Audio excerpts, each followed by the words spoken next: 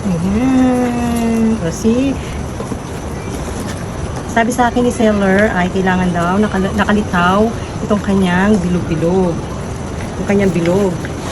Kasi para ma-bonsai, para hindi siya ganun lalaki. Ayan, ganda. Ang ganda talaga niya. Parang ganda niya talian. Muna. Ayan, tatalian. Tataas muna natin yung dahon.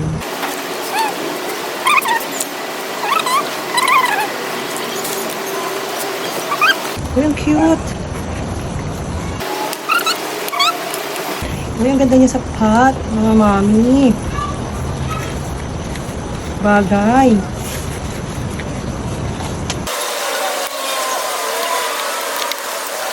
Ang cute sa bagong pot.